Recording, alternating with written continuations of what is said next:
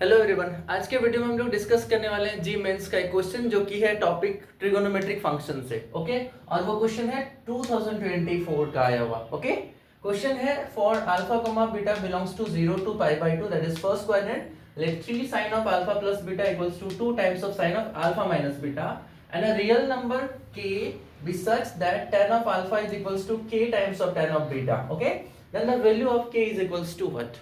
Options are given -2/3, -5, 2/3 and 5। Okay, तो इसको solve करते हैं। चलो, इसका मतलब देखोगे अगर क्वेश्चन को ध्यान से तो पता चलेगा कि we have a given equation and another equation जिसमें देखो k का वैल्यू गिवन है, मतलब k के टर्म्स में इक्वेशन गिवन है। तो क्या करते हैं, इस इक्वेशन को सॉल्व करते हैं और कोशिश करेंगे कि उस इक्वेशन को सॉल्व करके इसके टर्म्स में लिखने का कोशिश करेंगे। तो चलो करते हैं solve. We have given 3 sin of alpha plus beta and this is equals to 2 times of sin of alpha minus beta।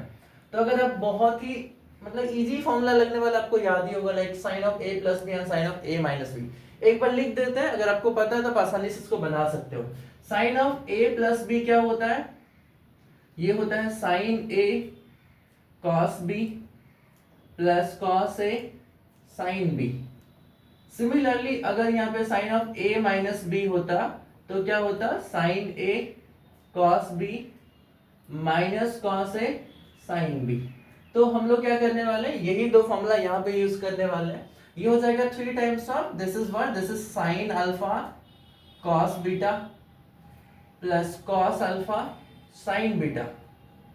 Similarly right side को देखोगे तो ये हो जाएगा 2 times of sin alpha cos beta minus of cos alpha sin beta. अब क्या करते हैं, अब इसको मल्टीप्लाई करते हैं 3 के साथ। तो देखो 3 sin अल्फा cos बीटा हो जाएगा and plus 3 cos alpha sin beta हो जाएगा। एंड सिमिलरली राइट साइड में 2 से मल्टीप्लाई करोगे तो 2 sin alpha cos beta and minus 2 cos alpha sin beta हो जाएगा। अब अगर आप इस इक्वेशन को ध्यान से देखोगे ना तो देखो ये दोनों टर्म सिमिलर है, मतलब इसमें sin अल्फा cos बीटा है, यहाँ पे भी sin अल्फा cos बीटा है। तो इसको यहाँ लेके आते हैं और सब्ट्रैक्ट कर देते हैं। तो 3 - 2 करोगे तो बचेगा आपके पास sin अल्फा cos बीटा। और उसी तरीके से इसको देखो cos अल्फा sin बीटा है, यहाँ पे भी cos अल्फा sin बीटा है, तो इसको उठा के उधर शिफ्ट कर देते हैं। तो ओवरऑल -3 और -2 मतलब -5 times of cos alpha sin beta हो जाएगा।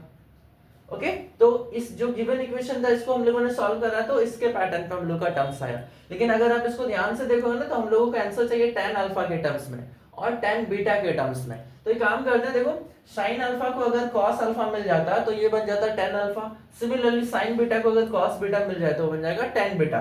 तो इस cos बीटा को उठा के राइट साइड शिफ्ट कर देते हैं और इस cos अल्फा को उठा के लेफ्ट साइड शिफ्ट कर देते हैं। तो ये क्या बन जाएगा, this is sin of alpha divide by cos of alpha and this is sin of beta divide by cos of beta।